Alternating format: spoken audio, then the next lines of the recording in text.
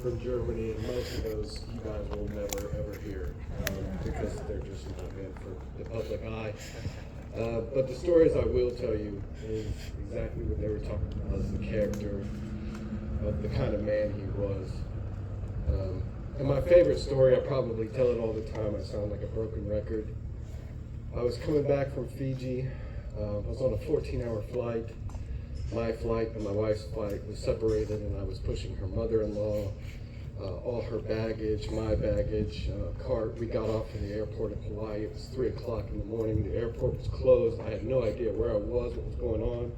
They just left us on the curb. So I called Sam. I said, "You've been to Hawaii, you know where to go. Give me some directions, give me some guidance." He did more than that.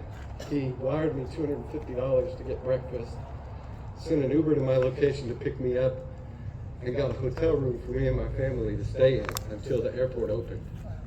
All remotely, all at 1 o'clock in the morning in California time, and he never hesitated. It wasn't even a thought. He just picked up the phone. I needed help, and he was there. I was pouring a concrete slab behind my house. It's 112 degrees. It's 2 o'clock in the afternoon. None of my friends would come and help because they all think I'm crazy for pouring. It's 2 o'clock in the afternoon. Sam was there. He drove 2.5 hours without a question.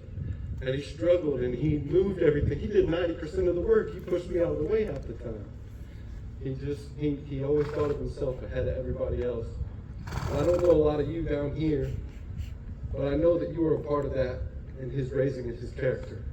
And thank you guys for the parts that you played in each one of his lives in building that character and the man that he became and the man that we got to know.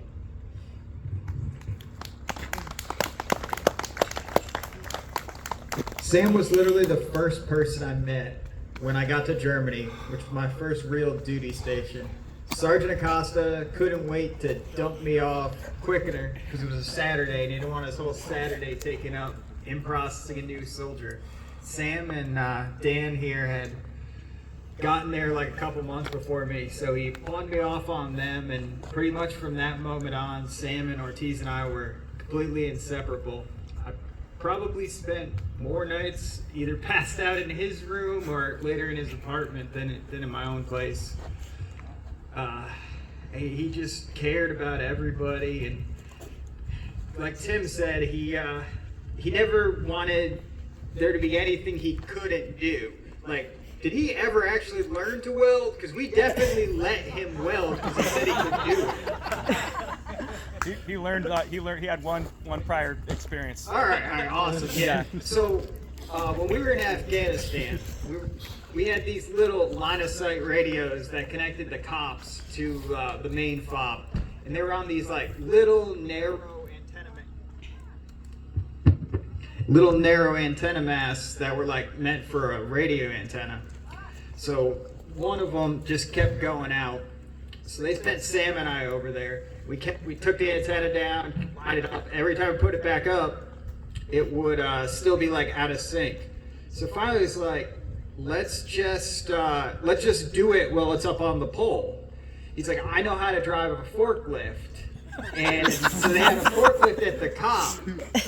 And so we put a pallet on it, and then I put on all my body armor, have a rifle and stuff, and then they tied me to the pallet, and then I was just up there in the air above the walls in the middle of a village in a war, and I lined that up.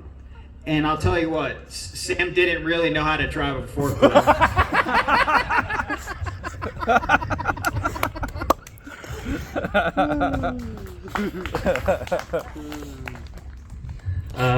I'm Wallen. I was Sam's first roommate when we arrived in Germany, both as brand new soldiers, didn't know what we were doing, and a lot of nights were spent together, often debating on random topics, and playing a lot of Call of Duty on Xbox while I played it on a PlayStation.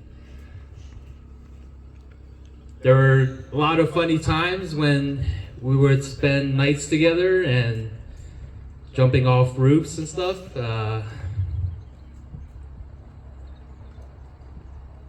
oftentimes we would just hang out together, talk together, and we, of course, became good friends. And upon exiting the Army, we tried to stay in touch. Of course, lives got the better of us, and it was really sad to hear of his passing without meeting up with him again.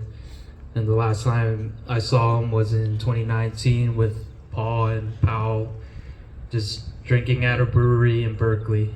And it was my last memory of him, and I'm glad I had it.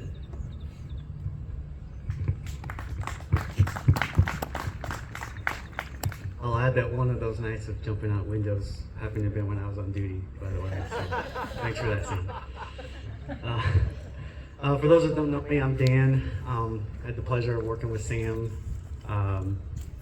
After I got the news from Paul, of course you start thinking of all the memories. There's way too many to count.